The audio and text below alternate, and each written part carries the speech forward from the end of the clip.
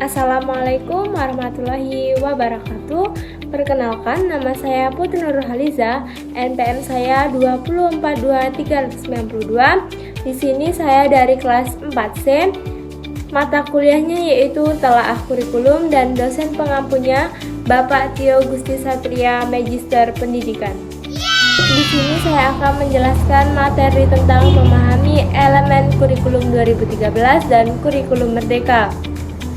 Pokok pembahasannya ada 3, yaitu yang pertama standar kompetensi lulusan atau SKL, yang kedua yaitu standar isi, dan yang ketiga yang terakhir yaitu zonasi dan domisili. Apa sih standar kompetensi lulusan atau SKL?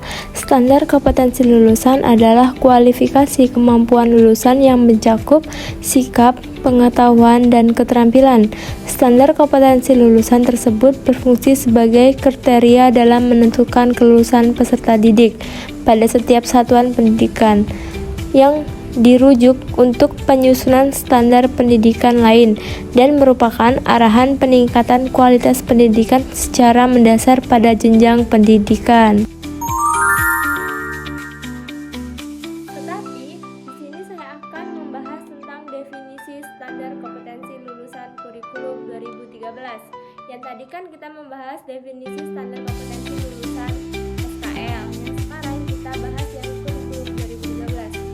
Apa sih standar kurikulum 2013? Jadi standar kompetensi lulusan SKL atau kurikulum 2013 adalah kriteria yang digunakan untuk mengukur sejauh mana siswa telah menguasai kompetensi tersebut setelah mengikuti proses pembelajaran.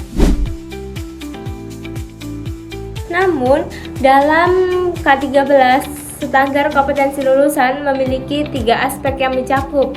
Yang pertama, sikap, keterampilan, dan pengetahuan. Apakah teman-teman ada yang tahu apa saja penjelasan dari 3 aspek tersebut? Saya jelaskan, yaitu yang pertama, sikap. Pengembangan karakter dan perilaku positif yang mencerminkan nilai-nilai sesuatu dalam moral dan sosial.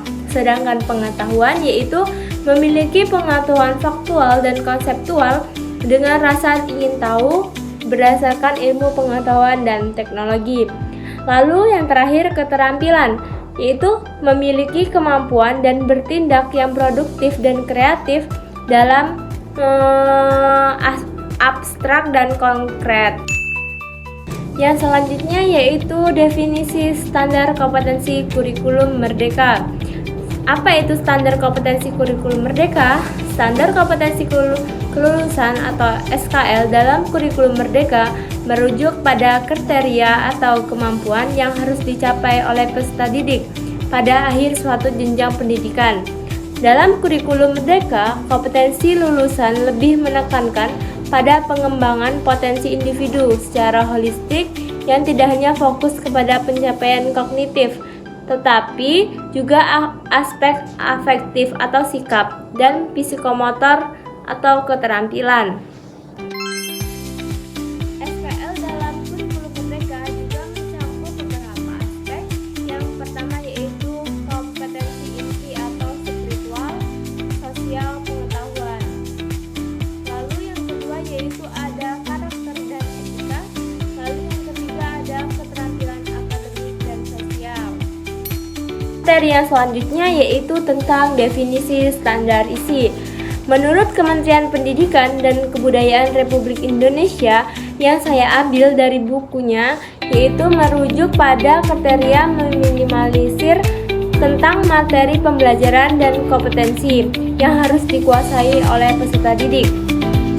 Namun, pada setiap jenjang pendidikan dan program yang studi yang ada di Indonesia itu lebih spesifik pada standar isi atau menjelaskan tentang ruang lingkup seperti materi pembelajaran, kompetensi dasar, dan serta muatan kurikulum yang harus dipelajari peserta didik. Tujuannya adalah untuk memberikan penjelasan yang jelas dalam pelaksanaan pembelajaran, sehingga pembelajaran hasil yang dicapai dapat semua dengan tujuan pendidikan nasional atau tujuannya lebih tercapai dengan tujuan pendidikan nasional. selanjutnya yaitu yang tadi kita membahas tentang standar isi. Lalu yang ini kita membahas standar isi kurikulum 2013. Standar isi kurikulum 2013 adalah kriteria minimal tentang materi pembelajaran dan kompetensi dasar yang harus diajarkan pada setiap jenjang pendidikan dasar dan menengah. Adapun beberapa hal yang mengatur standar isi ke-13 yaitu yang pertama, materi pembelajaran, kompetensi dasar, dan perorganisasian pemateri.